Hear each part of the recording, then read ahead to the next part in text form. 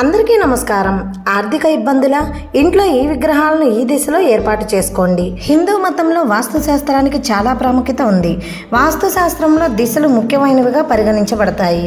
వాస్తు ప్రకారం ఎవరైనా సరే ప్రతి వస్తువును సరైన దిశలో ఉంచడం ద్వారా ప్రయోజనాలను పొందగలరు. ప్రజలు తమ అందాన్ని పెంచుకునేందుకు తరచుగా అలంకరణ వస్తువులను ఉంచుకుంటారు.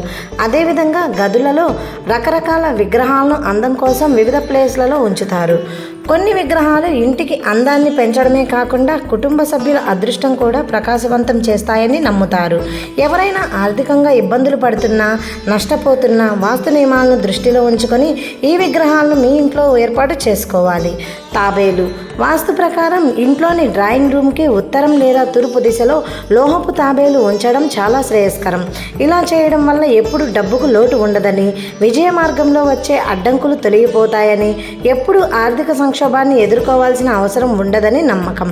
కామధేనువు హిందూ మతంలో ఆవును పూజిస్తారు, గోమాతగా గౌరవిస్తారు. అటువంటి పరిస్థితిలో మీరు మీ ఇంట్లో ఇత్తడి కామధేను ఆవు విగ్రహాన్ని ఉంచినట్లయితే అది ఇంట్లో ఉన్న ప్రతికూల శక్తిని తొలగించి ఇంట్లో ఆనందం, సిరి సంపదలను కలిగిస్తుంది.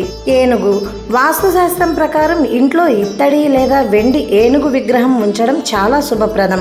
ఇది ఇంట్లో సిరి సంపదలను పెంచుతుంది, సానుకూల శక్తిని తెస్తుంది. హంసల జత వాస్తు ప్రకారం డ్రాయింగ్ రూమ్లో ఒక హంసల జత విగ్రహాన్ని ఉంచినట్లయితే అది మీకు ఆర్థిక ప్రయోజనాలను ఇస్తుంది. అదే సమయంలో ఇంట్లో ఒక జత హంసల విగ్రహాన్ని ఉంచడం వల్ల వైవాహిక జీవితం సంతోషకరంగా సాగుతుంది. చేప వాస్తు ప్రకారం లోహపు చేపలను ఇంట్లో ఉంచడం చాలా శుభప్రదం. లోహపు చేపలను ఇంట్లో ఉంచే వారికి లక్ష్మీదేవి అనుగ్రహం ఎల్లప్పుడూ ఉంటుంది. సంపదను పెంచుకోవడానికి ఇంట్లో ఇత్తడి లేదా వెండి చేప విగ్రహాన్ని ఉంచవచ్చు.